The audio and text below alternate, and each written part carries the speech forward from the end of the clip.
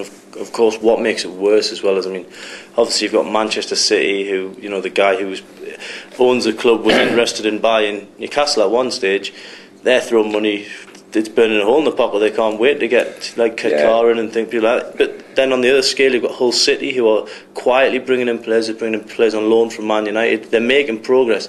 Newcastle on at the moment. That's got to be a worrying factor. Well, it is a worrying factor at the minute, as you're rightly. But for all we know, maybe it might turn. The tide might turn. You know, you just said about the youngsters hopefully coming through, but that's probably a year, 2 years down the line. But young Carlos came in. You know, I've said for a long time he should be given a good chance, given a good run. So maybe, you know, the answer is not always throwing money at it, mind. You know, we can go back to the old days of the Bank of England, Sunderland, you know, they got us in a load of trouble. Leeds tried it. So that's not always the answer. I think the answer is to get the club running on a proper foundation and then work from there. Whether we've got to sort of scrape above the relegation spot, that's fine, as long as we stay up. And I think then next year maybe things will have settled down. Maybe the wage bills maybe came down to a sensible level, because I think it's fairly sky high.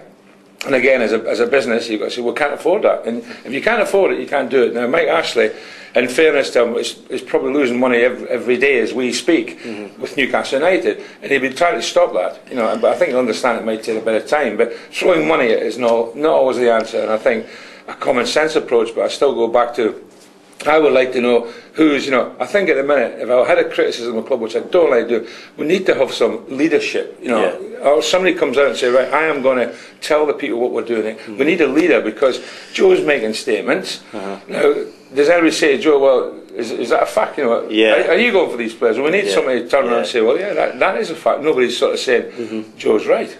I mean, it seems that Joe Kinnear is the spokesperson for the club at the moment. He's almost doing the job of Chris Moore 12 months ago. I mean, Chris Moore used to come out, work with the press, go around and see the supporters. Joe Kinnear seems to have filled that void, but with a bit of tactical input as well. Well, that's right, which, you know, it should be. I think in a time of crisis, which I think we're reaching a time of crisis, I think Mike Ashley or Derek Lambie, somebody should come out and say, hold on, here we are. And maybe the fact that what you've said in the paper today, or what the Chronicle said, maybe that might bring them up, which will be a good thing. And I think, I don't think they've got anything to fear.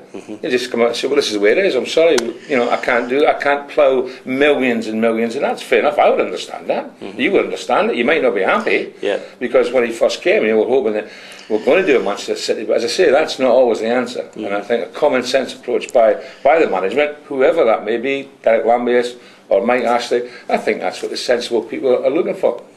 Now, I know your big mate Alan Shearer on Match of the Day said he was worried with the situation, deeply worried. He also said, not just him, 50-odd thousand Newcastle fans as well. On Saturday, I think a lot of them vented their frustration, didn't they? Because there was a few chances against the current regime, and even a couple for Joe Kinnear, which I was surprised by. Yeah, but the fans, they are the hardcore. They travel, as we know, all around the country, and I think they see the home games, they see the away games, and I think they are. And I'm concerned from a football club, and you know, because I think there is a crisis looming here, but I still have this feeling that because there is a crisis, something will happen. Maybe Mike Ashley might have to have another look and say, it's not working this way, we're going to have to try something new. So if that is the case, that'll be good. But I think, you know, it's a people's club. I know Mike owns it, but it is our football club. It's enough, you know, Newcastle United is, you know, it's an institution, isn't it? And I think even the fact that I'm saying things now, which normally I wouldn't venture into, but I feel now I'm getting worried. Normally I'd keep cool and say, hold on, everything will be okay. But at the minute, I'm saying enough. As I'm speaking now, I'm a little bit concerned about the football club, and I think it can be solved by we need somebody to lead us out the mire. No problem.